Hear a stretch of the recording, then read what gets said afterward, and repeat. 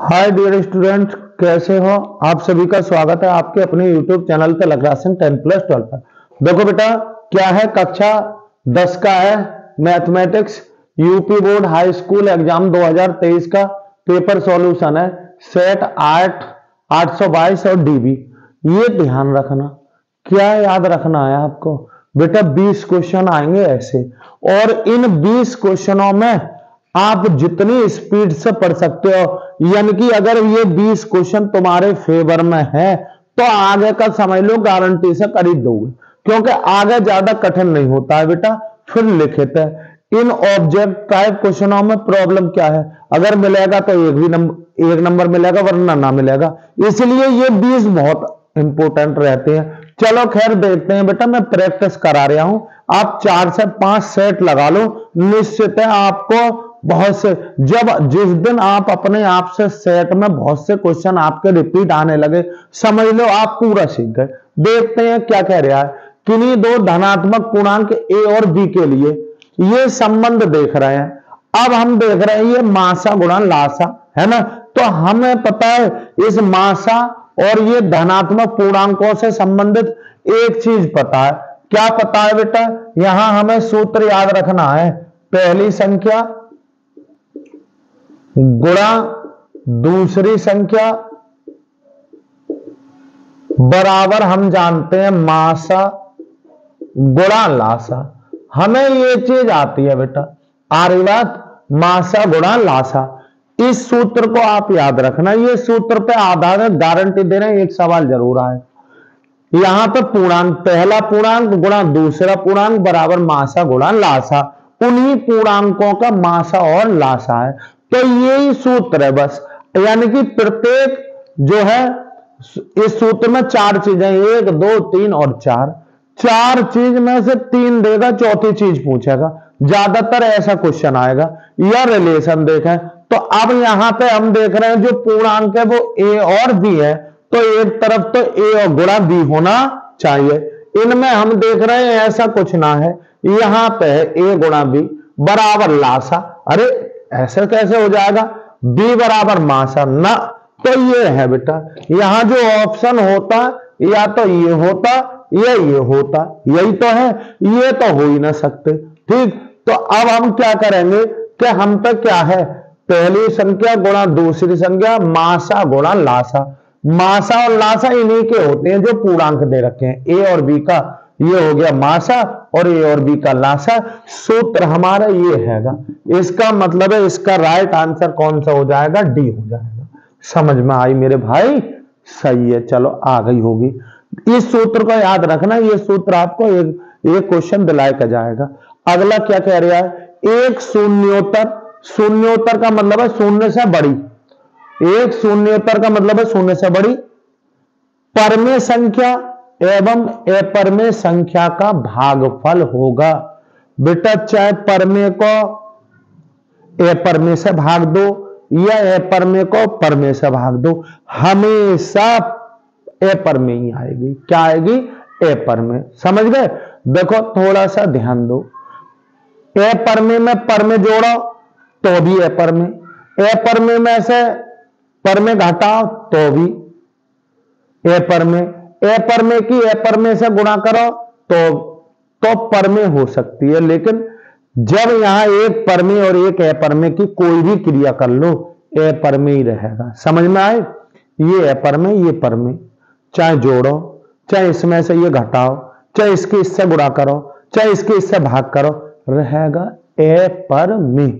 अगर दोनों समान है तो अब अलग पॉसिबिलिटी हो जाती है, लेकिन एक परमेय और एक अपरमेय रिजल्ट आएगा अपरमेय। ठीक है, तो इस तरीके से इसका आंसर कौन सा आ जाएगा बेटा, आंसर आ गया हमारा कौन सा, बी। आंसर कौन सा आ गया बेटा, बी। यानी कि एक शून्योत्तर परमेय संख्या एवं अपरमेय संख्या का भागफल होगा कौन सा, अपरमेय संख्या। कुछ ना करना था, केवल ये वो वाले क्वेश्चन है जो आपको क्या है, अगर आते हैं तो आप क्या लगाओगे, डायरेक्ट लगाओगे। इधर देखेंगे अगला सवाल, बिल्कुल सरल सवाल। क्या कह रहे हैं, यदि m बराबर 5 और m प्लस के n बराबर 7, अरे एक संख्या 5 है और दोनों का योग 7 है, तो दूसरी संख्या मिल गई ना, मिल गई। चलो खैर कोई बात ना। फिर कह रहा है तो क्या कह रहे हैं, वो क्या कह रहे हैं, M square plus N square का मान होगा। ठीक है, यानी कि अब हम यहां पर देखते हैं बेटा कैसे, ये कितना मिला है, एम बराबर 5। तो इस वाली समीकरण में कितने चर हैं, एक ये वाला और एक ये वाला। यहां आप यहां रख दो, एम की जगह क्या रख दोगे, 5 प्लस का एन बराबर कितना 7, एन बराबर 7 माइनस के कितना हो जाएगा 5, कुल मिलाए के एन बराबर कितना हो जाएगा बेटा 2 आया। एम और एन कितना मिल गए आपको, 2। आ रही बात समझ में। फिर क्या करें हम, फिर क्या करें, बोलो कह रहे हैं under root M square plus N square का मान बताओ। ठीक है ना, चलो देखते हैं बेटा। एक बात ध्यान रखना, जैसे यहां पर क्या कर लूं मैं, थोड़ी देर के लिए 17 कर लूं, क्या कर लूं 17। इधर देखो ये ऐसे ही है, यहां भी 17 कर लूंगा, यहां भी 17 करूंगा। 17 में से 5 गए, कितने बचे 12। अब एम का मान कितना है 5 और एन का मान कितना है 12। अब हम एम एन से संबंधित किसी का भी मान बता सके, उन्होंने हमसे पूछा है under root M square plus का एन स्क्वायर। हम देख रहे हैं अंडर रूट एम की जगह बेटा कितना है 5, तो 5 का स्क्वायर। इसकी जगह कितना है बेटा 12, तो 12 का स्क्वायर। ठीक है ना, कुल मिलाए के आप सब जानते हो 5 का स्क्वायर होता है 25 और 13 का स्क्वायर होता है 169, सॉरी 12 का 144। 12 का स्क्वायर कितना होता है 144। जोड़ के देखो 169 आएगा, और 169 का जब वर्गमूल लोगे तो कितना आ जाएगा 13, यानी कि आंसर कितना आ गया इसका 13। आ रही बात समझ में। कुछ भी ना है बेटा, वर्ग और वर्गमूल, वर्ग करना और वर्गमूल लेना जिस बच्चे की जितनी स्पीड से है कैलकुलेशन उतनी फास्ट कर सकता है। कुछ ना आता है इसमें। अरे यार एम का मान दे रखा है, एम प्लस एन का मान दे रखा है, एम प्लस एन यानी कि एम का मान पता है तो समझ लो एन के, एम एन के मान पता है तो अब तो हमसे चाहे जोड़वा लो चाहे घटवा लो चाहे कुछ भी करवा लो। तो उन्होंने क्या करा, तो under root M square plus N square का मान ज्ञात, सीधे वर्गमूल ऐसे ही इसकी जगह इसका मान वर्ग करके जोड़ दिए, जो वर्गमूल निकला वही आपका आंसर। देखो फिर आपको क्या है ये फिर आपसे आना चाहिए डायरेक्ट सवाल, ये सोचने वाले सवाल है। किसी परमेय संख्या के समतुल्य परमेय संख्याएं होंगी। देखो एक परमेय संख्या है 2/3, तो कोई 2/3 एक ही थोड़ा ही ना है। देखो यहां ये है 2/3 है, अब ये 2/3 के समतुल्य का मतलब है इसके समान। तो मैं क्या कर रहा हूं यहां 26/39, यानी कि कुछ भी कर लो और कितना 6/9, 6/9, यानी कि इससे गुणा करते जाओ, ऊपर नीचे बनाते जाओ। कितना 2 से करा तो कितना हो जाएगा 4/6, 3 से करोगे तो 3 से गुणा करोगे तो 6/9, 4 से गुणा करोगे 8/12। अरे डॉट डॉट डॉट, पता ना इन सब का मतलब भी कितना है 2/3। तो किसी परमेय संख्या के समतुल्य यदि परमेय संख्याएं पूछना चाह रहे हो तो बेटा इनफाइनाइट है। इनफाइनाइट का मतलब है सुबह से शाम तक और दिन से रात तक बनाते रहो, बनती रहेंगी। जब बनती रहेंगी तो कहीं एंड है ना, इनफाइनाइट है, अपरिभाषित है, यानी कि इसको बता नहीं सकते। तो कितनी संख्याएं होंगी, अनंत संख्याएं होंगी। किसी भी परमेय संख्या के समतुल्य यदि परमेय संख्या पूछे तो इनफाइनाइट, पता नहीं कितनी बनाई जा सकती है। तो ये तो बेटा वो वाले क्वेश्चन है जो आपको सीधे आने चाहिए। चलो देखते हैं बेटा।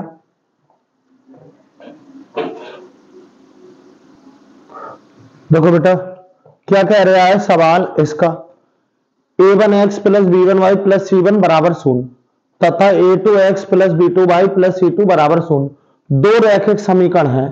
यदि ये संबंध है इन गुणांकों में, ये संबंध है, तो बताओ रेखा कौन सी है। आपको याद रहना चाहिए ये क्या a1/a2 बराबर नहीं है b1/b2। अगर ये नहीं है तो हमें पता है रेखाएं कैसी करती हैं, प्रतिच्छेद करती हैं, करती हैं। रेखाएं क्या करती हैं बेटा, प्रतिच्छेद करती हैं। और अगर a1 बटे a2 बराबर b1 बटे b2 बराबर हो c1 बटे c2, तो हमें पता है रेखाएं कैसी होती हैं बेटा, समपाती होती हैं। कैसी है, समपाती। और a1 बटे a2 बराबर है b1 बटे b2 और बराबर नहीं है c1 बटे c2, तो हमें पता है रेखाएं कैसी होती हैं, रेखाएं समांतर है। कैसी है, समांतर है। नारीवाद ये तीनों आपको याद होने चाहिए। ये रिलेशन यदि आपको याद आते हैं तो यहां से भी क्वेश्चन आता ही आता है। ये देखो फिलहाल सवाल, अब वो इनमें से, अब तो कोई भी आंसर बता देगा। बता ये संबंध दे रखा है, तब वो क्या कह रहा है, इनमें से कौन सी रेखा है। अरे हमें पता है, ये तो संबंध पता है, हमें 3 संबंध पता है एक की जगह। तो यहां पे हमें पता है ये वाला है, ये वाला का मतलब है रेखाएं कैसी होंगी, समपाती। तो आगे आंसर। तो इस सवाल करने का मतलब ये सवाल नहीं है, सवाल का मतलब है तीनों चीजें आपसे आनी चाहिए। कोई जरूरी ना है यही सवाल आ जाएगा, भाई उन तीनों में से कोई सा दे देगा, ठीक। या कह देता है यहां पे संख्या रख देता है, यहां संख्या, यहां संख्या रख देता, और फिर एक जगह छुपा ले, एक जगह ए बी सी कुछ भी रख दे और कह देगा इसका मान ज्ञात करो, रेखाएं समपाती हैं। तो आपको a1 b1 c1 के मान छांटने के बाद इसमें रखने होते हैं, जो भी कहेगा, ठीक है ना। अब देखो बेटा देखिए इतना सेकंडों का सवाल, किसी संख्या का 1/3 भाग कितना है, 21 के बराबर है, तो संख्या ज्ञात कीजिए। तो अपनी तरफ से क्या करोगे बेटा, x संख्या मान ली। अब इसका 1/3 का मतलब है 1/3 बराबर 21, बराबर 21। भाई वो क्या कह रहे थे, संख्या ज्ञात करो, हमने मान ली संख्या x, वो कह रहे हैं अब x आपने संख्या मान ली तो निश्चित है क्या बना लेंगे, एक समीकरण बनेगी, एक चर रैखिक समीकरण। तो हमें पता है वो कह रहा है संख्या का 1/3, यानी कि संख्या लिखी हमने x गुणा 1/3 बराबर 21। बस x निकालो, x कैसे निकलेगा, बटे की चीज गुणा में, ये तो 1 है, ये 3 हो चढ़ जाएंगे, 21 3 63। आंसर कौन सा आ गया बेटा, 63। समझ रहे हो ना। आ जाओ बेटा, बहुत अच्छा सवाल, ऐसा एक सवाल आता ही आता है। क्या कह रहा है, यदि द्विघात समीकरण इतने का एक मूल -2 है तो p का मान ज्ञात कीजिए। अरे मूल होते क्या है, समीकरण में जो x का मान जो निकलता है वही तो मूल है। आ रही बात तुम्हारी समझ। तो हमें पता है एक मूल का मतलब है x का मान दे दिया, अब x का मान समीकरण में रख दो, क्या रख दो समीकरण में, तो क्या रह जाएगा, अरे p तो रह जाएगा, p एक तरफ बाकी के सब एक तरफ, और आंसर आ जाएगा। तो यहां सॉल्यूशन कैसे करेंगे, चलो ऐसे देख लो, क्या x² प्लस के 2x माइनस p बराबर 0 लिख दो यहां, चूंकि क्या है द्विघात समीकरण, द्विघात समीकरण का एक मूल कितना है बेटा, -2 है, इसलिए हमें पता पड़ गया जहां x दिखे ना वहां -2 रख लो, तो -2 का स्क्वायर प्लस 2 गुणा -2 माइनस के p बराबर 0। माइनस का वर्ग होता है प्लस 2 का स्क्वायर कितना होता है 4, और इन दोनों की गुणा करोगे -4 माइनस के p बराबर 0। बस 4 से 4 कैंसिल हो गया, -p बराबर 0, p बराबर माइनस चिन्ह उधर से लगाओ, 0 के आगे कभी भी कुछ लगाते रहियो 0 आ गया, तो p का मान क्या आ गया 0। आ रही बात तुम्हारी समझ में। ये सवाल यहां p की जगह m की जगह एक कुछ भी दे दे, एक मूल दे दिया, समझ लो x का मान दे दिया, x का मान समीकरण में रखो और आपको क्या कर दो, आपका जो चर होगा उसका मान निकल जाएगा। देखो बेटा सवाल क्या कह रहा है, बहुत अच्छा, काफी इस तरीके का वेरी इंपॉर्टेंट क्वेश्चन, बहुत ही इंपॉर्टेंट क्वेश्चन है। कौन सा, एक्स अक्ष पर वह बिंदु जो बिंदु इतने और इतने से क्या है, समदूरस्थ है। बेटा देखो हमने एक्स अक्ष पर जो बिंदु मानेंगे x, 0 मानेंगे, ठीक है ना, और ये वाला कितने से 2, -5 और -2, 9 इससे समदूरस्थ है, ये समदूरस्थ है। इसका मतलब है इन दोनों के बीच की दूरी और इन दोनों के बीच की दूरी निकाल लो, ठीक है ना। तो देखो हम क्या करेंगे, इसका डायरेक्ट सॉल्यूशन, इन दोनों के बीच की दूरी निकालो बेटा, अंडर रूट और इन दोनों के बीच की दूरी निकालो √, ऐसे करेंगे, ठीक है ना। ऐसे करोगे इन दोनों के बीच की दूरी इतने माइनस इतने, x माइनस 2 इसका होल स्क्वायर प्लस इतने माइनस इतने, तो शून्य जब माइनस, जब इसको और माइनस करो तो माइनस माइनस प्लस इसका होल स्क्वायर, इधर करोगे इतने माइनस इतने, तो x माइनस जब इसको रखोगे तो माइनस माइनस प्लस 2 इसका होल स्क्वायर, सही है ना। और उधर क्या हो जाएगा प्लस, क्या हो जाएगा इतने माइनस इतने, शून्य माइनस के 9 इसका होल स्क्वायर। देखो आप सब जानते हो बेटा ये x1 y1 है एक बिंदु, और एक बिंदु है x2 और y2, इन दोनों के बीच की दूरी आप सब जानते हो, हम तो डायरेक्ट निकाल देते, दोनों बिंदुओं के बीच की दूरी इतने माइनस इतने, यानी कि x2 माइनस x1 इसका होल स्क्वायर प्लस इतने माइनस इतने, यानी कि y2 माइनस y1 इसका होल स्क्वायर। ये है मैंने भाई यहाँ पे डायरेक्ट ही तो करोगे यार, एक नंबर का सवाल है, बताओ पूरा लगा के दिखाओगे क्या, पूरा लगाओगे तो बहुत बड़ा हो जाएगा। तो अब देखते हैं बेटा, आगे बढ़ाओ। अब हमें पता है यहाँ पे क्या हो जाएगा, यहां करेंगे, इधर भी करोगे बेटा, इधर a माइनस बी का होल स्क्वायर के आधार पर करो, a का स्क्वायर प्लस 2 का स्क्वायर माइनस के 2x गुणा 2।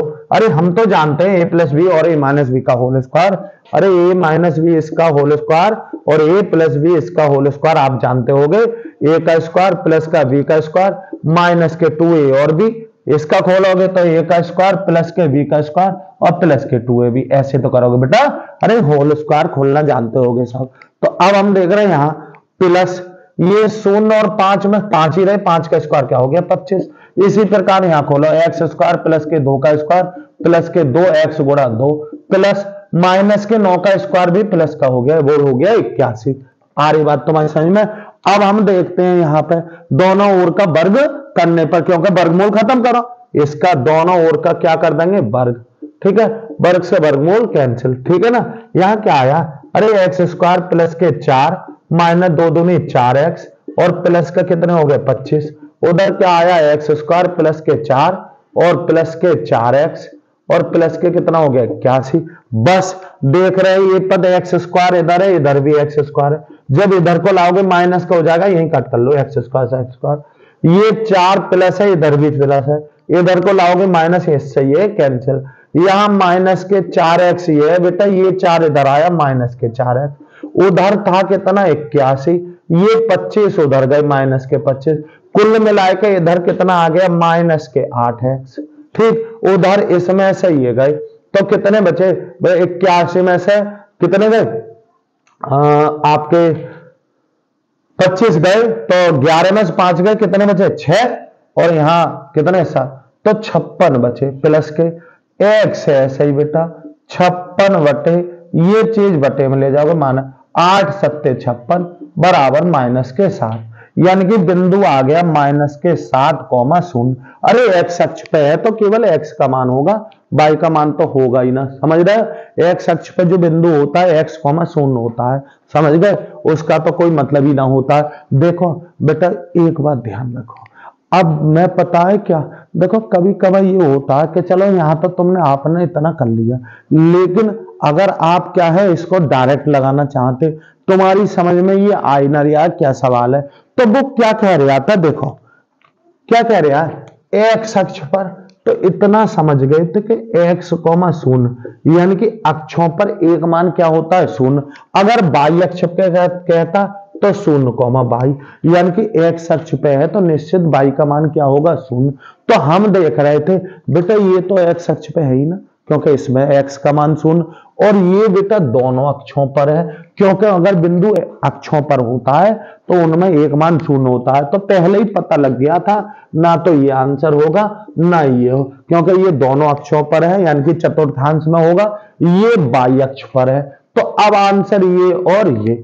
अब देखो भाई 2 में तुम्हारी किस्मत साथ देती कि आप लोग कौन सा सही करते, 1 सेकंड में ही आंसर सही हो रहा था और 1 सेकंड में ही गलत, ठीक है ना। तो यहां 2 की पॉसिबिलिटी 4 से 2 में, बगैर कुछ करे, कोई भी बगैर तरीका लगाए आप यहां ये कंफर्म कर लेते पहले, या तो आंसर ये है या ये है। फिर खैर आप लोग तो खैर अच्छे बच्चे हो, इसलिए आपको सॉल्यूशन करके ही जाना है, सॉल्यूशन करके स्पीड से कर लो, ये बात तुम्हारी सही है, स्पीड से कर लो लेकिन सॉल्यूशन करो ताकि कि बिल्कुल बेटा एक नंबर क्लियर हो जाए। इस तरीके से आंसर ये आ गया ये। अब देखो ये वाला सवाल बेटा, ये सब वो वाले सवाल है जो बहुत बच्चे रटते ही रहते हैं, क्वेश्चन बड़े बड़े क्वेश्चन रट रहे हैं, वहां जाकर देखे हवा निकल गई, बोले यार क्या आ गया, पता ना क्या पूछ रहा है, समझ गई, समझ में ना आता है। इसलिए ध्यान से देखो, गणित का मतलब खाली रटना ना होता है, हाँ कुछ सूत्र याद रखने होते हैं, ये बात बिल्कुल सच है, लेकिन रटना कहीं नहीं है। क्यों? अरे गणित का दूसरा नाम है बुद्धि पे जो धार लगाना, धार लगा रहे हो बेटा, सोच समझ विकसित होती है गणित से।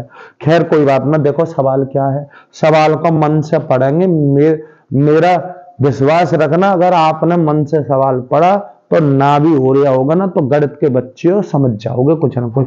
क्या कह रहा है, त्रिभुज एबीसी एक समद्विबाहु त्रिभुज है, सब पता पड़ गया, इसकी भुजाएं दो भुजाएं, सम मीन समान, द्वि मीन्स दो, बाहु दो भुजाएं कैसी हैं, समान त्रिभुज है जिसमें दो भुजाएं ए बी और ए सी हैं।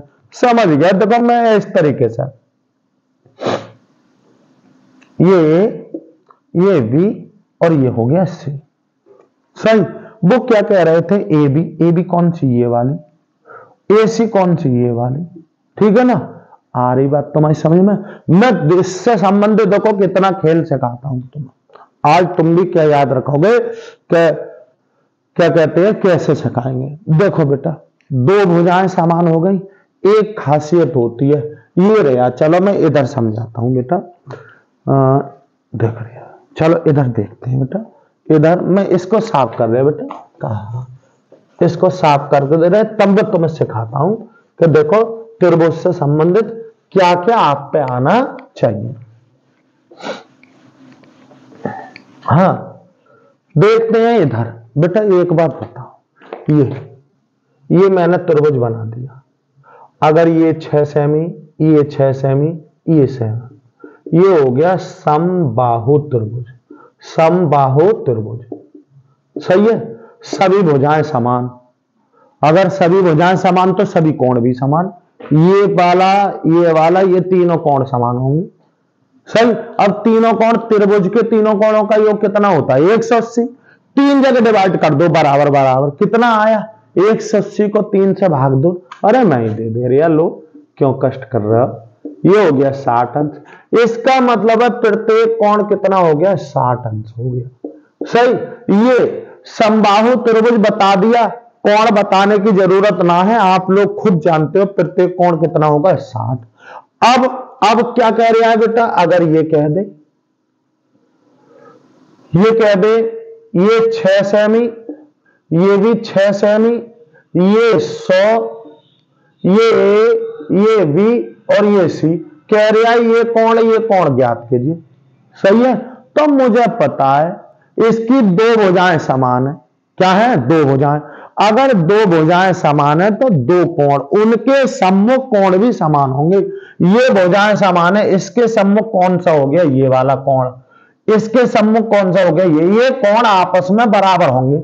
अब त्रिभुज के तीनों कोणों का योग कितना होता है, 180, अकेला कितना है, 100, 180 में से 100 कट करो, कितने रह गए, 80, 80 को दो जगह बांटो, ये आ गया 40 और ये आ गया 40।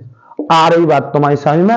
यदि दो भुजाएं समान है तो उसके दो कोण भी समान होंगे, और दो भुजाएं समान है तो उसको बोलते हैं समद्विबाहु त्रिभुज। ठीक, चलो बेटा आगे आओ, देखो मैं भुजाओं को देख के कोण बता दूंगा। देखो ये 4 सेमी है, ये 5 सेमी है, कितनी है, 5 सेमी, और ये है 12 सेमी। कोई कहने लगेगा सर इसका कोण बताओ मुझे, ये ए, ये बी और ये सी, इसका सबसे बड़ा और छोटा, वैसे नहीं बता सकते, वैसे तो जब ही बता सके बेटा, क्या, या तो भुजाएं समान हो या समद्विबाहु त्रिभुज है, या फिर त्रिभुज के 3 कोण दे दो तो हमें पता है त्रिभुज के तीनों कोणों का योग कितना होता है, 180, तभी बता सको, वरना यहां केवल रिलेशन बता सकते हैं।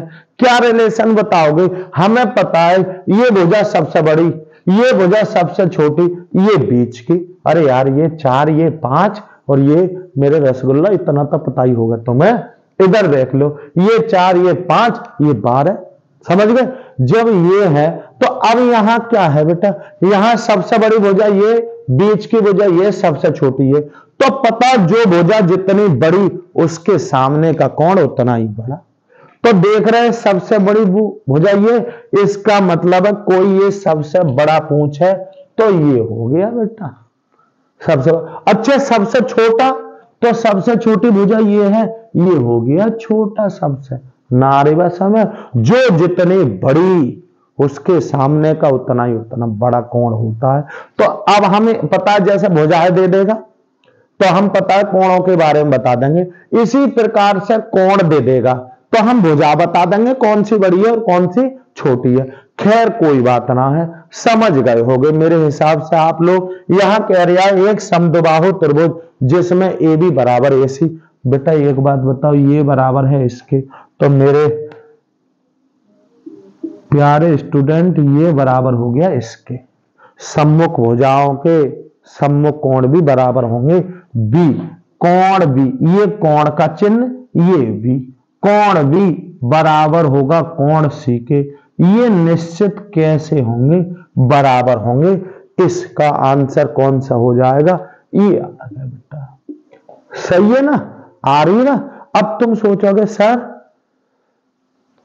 कैसे ये हम आंसर कैसे दे सकते थे बराबर।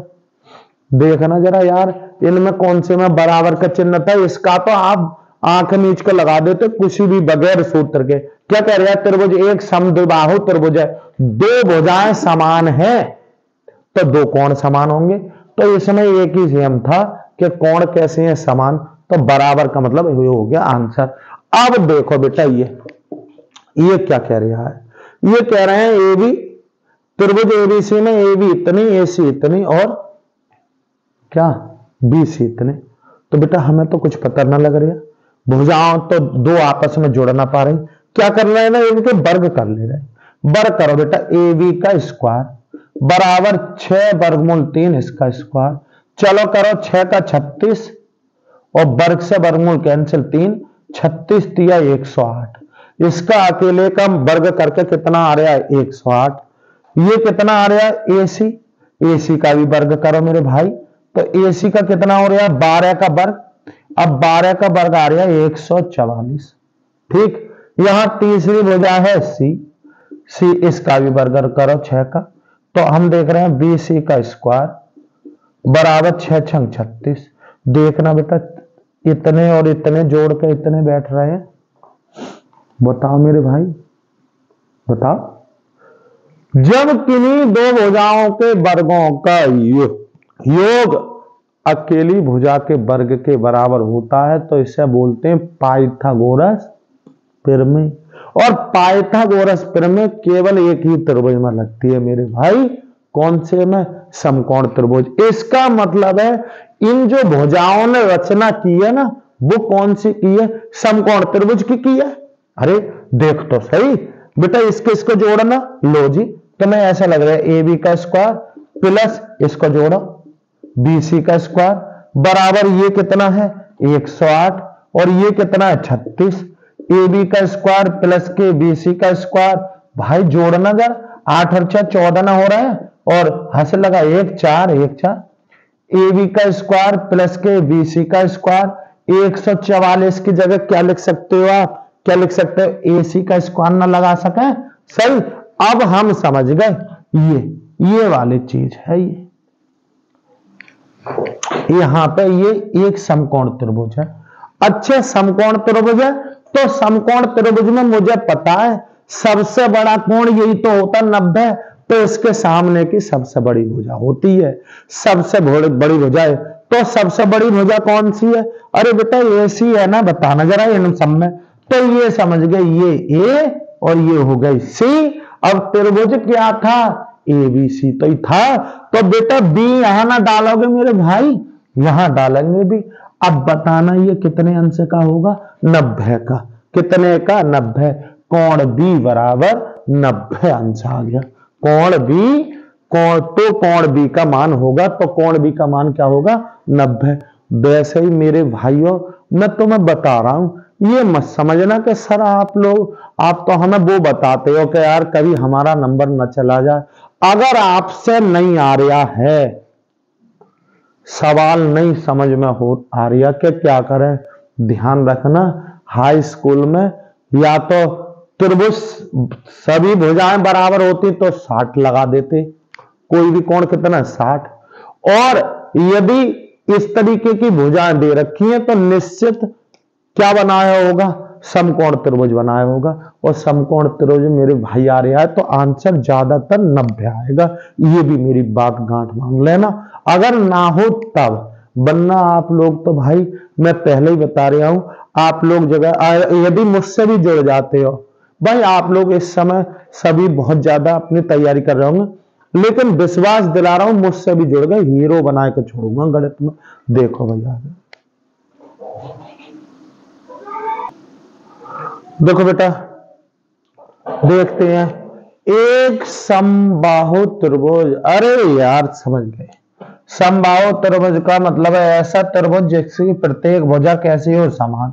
ये ए मान लो, ये बी मान लो, ये सी मान लो, ठीक है ना। प्रत्येक कोण 60 अंश का पता पड़ गया आपको। प्रत्येक कोण कितने का होगा, 60 अंश का। कितने का, 60 अंश का, ये भी 60, ठीक है।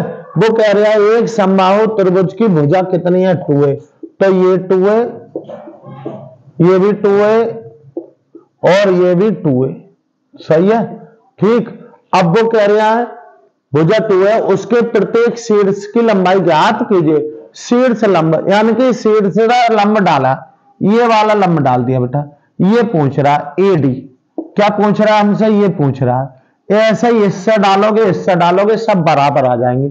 अब हम देख रहे हैं यार ये क्या बन गया, समकोण त्रिभुज बन गया। समकोण त्रिभुज का कर्ण कितना है, 2 है, लंब आपको ज्ञात करना है, कोण ज्ञात है। अरे यार क्यों ना ले लेते आप त्रिकोणमितीय अनुपात का प्रयोग करो, कौन से का, साइन 60 बराबर लंब एडी अपॉन लंब बटे कर्ण। कर्ण कौन सा है बेटा, ए बी। अरे एडी लंब बटे कर्ण ना बन गया, ये साइन 60 का मान होता है वर्गमूल 3/2। एडी आपको क्या करनी है, ज्ञात करनी है बेटा। ए बी आपकी कितनी है, 2a है, ये इधर ले आओ तो 2a गुणा वर्गमूल 3/2 बराबर एडी। 2 से 2 कैंसिल बेटा, क्या आ गया, ये a वर्गमूल 3 बराबर एडी। यानी कि प्रत्येक लंब डालोगे चाहे किसी भी शीर्ष से, इससे डालो चाहे इससे डालो चाहे इससे, प्रत्येक आएगा कितना, a वर्गमूल 3। मेरे भाइयों कैसे करा है ये मैं तुम्हें बता रहा हूं, आप सब भाई लोग इस बात का क्या है, ये बात बड़ी अच्छी जानते होगे। ये क्या बना दिया मैंने, अरे कभी देखा ना है, अरे देखा होगा यार, इधर देखो ये 90 अंश, ये बनाया, क्या बनाया, समकोण त्रिभुज, जिसमें ये आधार यहां से देख रहा हूं, ये लंब और ये कर्ण, शॉर्ट में ये कर्ण, ये एल और ये ए, सही है। Sine cos tan cot sec और कोसेक, लाल बटे कक्का, लाल बटे चल अच्छा कक्का, यही तो होता है। यानी कि हमें पता है त्रिभुज हम कंप्लीट कर लेते हैं पाइथागोरस, फिर में से 2 भुजाएं दे दो, सबके मान बता दूंगा लाल बटे कक्का से, ठीक। तो 2 भुजाएं दे दो और एक क्या दे दो, कोण, कोण दे दे, एक कोण और एक भुजा दे दो, सब चीज ज्ञात कर देंगे। देखो बेटा थोड़ा सा ध्यान दें, अब इसमें क्या कह रहा था, समबाहु त्रिभुज है, हमें आपने को पता पड़ गई प्रत्येक कोण 60 अंश। वो कह रहे हैं शीर्ष से डाला गया लंब, तो अब सीधा लंब डालोगे तो ये चीज कर्ण बन जाएगी, तो ये लंब, ये आधार और ये कर्ण। तो हमें पता है इस त्रिभुज में एक कोण पता है, एक भुजा पता है, त्रिकोणमितीय अनुपातों का प्रयोग करके कोई सी भी भुजा निकाल सकते हैं। ये कर्ण है और ये लंब है, हमें लंब निकालना है, तो मैंने साइन ले दिया क्योंकि साइन में होता है लंब बटे कर्ण, साइन 60 बराबर इतना। अब मैंने ये लंब निकाल लिया, लेकिन आप लोगों को ये जानकारी होनी चाहिए समबाहु त्रिभुज है, सभी भुजाएं समान है, तो पता क्या, सभी शीर्षों से डाले गए लंब आपस में कैसे होंगे, बराबर। और लंब की लंबाई कितनी होगी बेटा, कितना, अरे a वर्गमूल 3, अर्थात आंसर आ गया आपका ये। देखो बेटा, अरे ये कितना बढ़िया बेहतरीन सवाल है। देखो तो सही, कह रहा यदि साइन ए बराबर कॉस ए तो ए का मान ज्ञात कीजिए। ये आप वैसे ही जनरली बताते हो। बताना बेटा ऐसी कौन सी वैल्यू है जो साइन और कॉस में, कितने कोण पे ऐसी वैल्यू है जो साइन में और कॉस में बराबर रहती है। सही, क्या क्या आप लोग बताना चाह रहे होगे कि साइन कॉस में केवल एक वैल्यू ऐसी है 1/√2 जो साइन में भी है और कॉस में भी है। अरे मेरे भाई यही तो बताना वो वैल्यू है कितने की, तो कितने की है। हाँ आवाज आ रही है मुझे तुम्हारी, क्या 45 की है ना। अरे साइन 45 का मान और कॉस 45 का मान बराबर होता है, तो यही तो कह रहे हैं साइन में और कॉस में बराबर है। कोई कोण समान लेके ऐसी वैल्यू तो हम जाने 45 में बराबर होती है। चलो खैर ये ना याद आया, तब कैसे याद आना चाहिए वैसे भाई।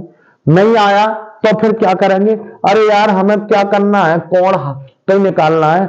जो कोण निकालने का एक रूल्स है, क्या त्रिकोणमितीय अनुपात एक तरफ और गिनती एक तरफ। तो बेटा मैं इसको इधर ला रहा, तो इधर लाऊंगा तो साइन अपॉन ये वाली चीज बटे में आ गई कॉस है, बराबर क्या रह गई, अरे गुणा में बन तो होगा 1। अब sign A upon cos A होता है बेटा tan ए, क्या होता है tan ए, तो ये हो गया tan ए बराबर 1। अब क्या करो tan ए ऐसे ही रहने दो बराबर, ये कितने का मान होता है tan में 45 का, tan से tan कैंसिल यानी कि a बराबर 45 अंश। आप इस तरीके से भी आंसर दे सकते हो, वरना आपको पहले ही बता दिया आप आंसर लगाने वाले में से हो, ये करने वालों में से ना हो, आप ये करने वालों में से हो, अर्थात इस तरीके से आंसर लगाओगे। ठीक, देखो अच्छा सवाल है बेटा, क्या कह रहे हैं, ये बराबर इतना तो इतने का मान। अरे बेटा कोण दे दिया, अब तो हमें किसी भी त्रिकोणमितीय अनुपात का मान पूछो। देखो क्या हीरोगिरी में देखोगे, इधर हीरो बन के सवाल सॉल्व करो। ऐसा समझो 1 बराबर tan स्क्वायर ए अपॉन 1 प्लस के tan स्क्वायर ए, ठीक है, बराबर इसकी वैल्यू दिखाओ। तो अब हम क्या करेंगे बेटा, ए का मान रख दो मेरे भाइयों, यहाँ 1 प्लस के पूरे का स्क्वायर, 1 प्लस के, अच्छा यहाँ कोट है मेरे भाई, क्या है ये कोट, क्या कोट, हाँ देखो यहाँ कोट पूरे का स्क्वायर, यहाँ क्या लिख दूं, अरे tan 30 लिख दूं, यहाँ पर क्या लिख दूं कोट 30। अब मेरे भाई मैंने पहले ही बता रखा है, यदि आपको त्रिकोणमिति के अनुपातों की 90 तक वैल्यू ना याद है तो आप कहीं ना कहीं बहुत गलत कर रहे हो। गलत का करने का मतलब है अपने आप को धोखा दे रहे हो, समझो, क्योंकि सवाल होगा ना। चलो खैर 1 प्लस पूरे का स्क्वायर tan 30 का मान 1 अपॉन वर्गमूल 3, यहां 1 प्लस cot 30 का मान, अरे इसी का उल्टा होता है वर्गमूल 3 इसका स्क्वायर, ठीक है, बराबर के ये मेन बटा खींच लो बराबर, फिर मेन बटा 1 प्लस ये इसका भी वर्ग है और इसका भी वर्ग है, तो मेरे भाई 1/3 आया। यहाँ पे 1 प्लस वर्ग से वर्गमूल कैंसिल हो गया, ये हो गया 3। आ रही बात सही में, नीचे वाली भिन्न बिल्कुल फर्स्ट क्लास बन गई है। 3 और 1 कितना हो गया 4, ऊपर मुझे एलसीएम लेना पड़ेगा 3 जाएगा यहाँ, एलसीएम के अनुसार 3 एकम 3 प्लस का 1, कुल मिलाकर ऊपर कितनी हो गई बेटा, यहाँ बराबर लगाओ और नीचे ये 4, ऊपर कितना हो गया 4/3। अब इसको भी बटा 1 कर लो, ऊपर वाली भिन्न ऐसे ही 4/3। मेरे भाई ये बटे वाली चिन्ह भिन्न पलट लेते हैं तो कितना आया, इसका 4/1 था 1/4, 4 से 4 चटका दो इधर और कितना बच गया 1/3। आंसर कितना आया मेरे भाई, इसका 1/3। सही है ना। देखो बेटा अब थोड़ा सा ध्यान दो, देखो वीडियो हो जाती है बेटा बड़ी, और जब आप लोग देखोगे ही ना तो मुझे कोई फायदा भी ना नारी बात सही है भाई। वीडियो क्यों बना रहे हैं बेटा, इसलिए बना रहे हैं ताकि कि आप लोग वो हमारे भाई जिन तक ये क्या है सुविधा उत्पन्न जो उपलब्ध नहीं है, पढ़ने पढ़ाने की, वो मेरे भाई भी मैं ये चाहता हूं कि होशियार रहे, गणित से डरे ना। मेरा अपना मोटिव ये है कि ज्यादातर गणित को जोड़ना, और गणित से जोड़ने का मतलब है आप बुद्धिमान हो रहे हो बेटा, बुद्धि खुल रही है आपकी, समझ रहे हो ना, यानी कि सोचने समझने की क्षमता क्या हो रही है आप में, विकसित हो रही है। आ रही बात मेरे भाई, तो इसलिए गणित से डरने ना दूंगा। जो जो गणित से डर रहा है तिलक राज सिंह 10+12 पे जोड़ दो उसे। ऐसा कोई बच्चा जैसे लगता हो बोले हम तो गणित ना आता है, आप तिलक राज सिंह 10+12 यूट्यूब चैनल पर जोड़ के देखो, उसे गणित सिखा दूंगा। और कुछ दिन बाद मिलने पर ये कहेगा, आपको एक बार थैंक्स जरूर कहेगा, सही है। और वो थैंक्स साहब क्या है, थैंक्स के आप हकदार होंगे। इसलिए भाई आप लोग इतनी कोशिश करके जितना शेयर कर सको वीडियो को उतना करो। धन्यवाद। फिर मिलते हैं इसके शेष के साथ। इसमें शेष रह गया है बेटा, वो शेष के साथ फिर मिलूंगा। धन्यवाद।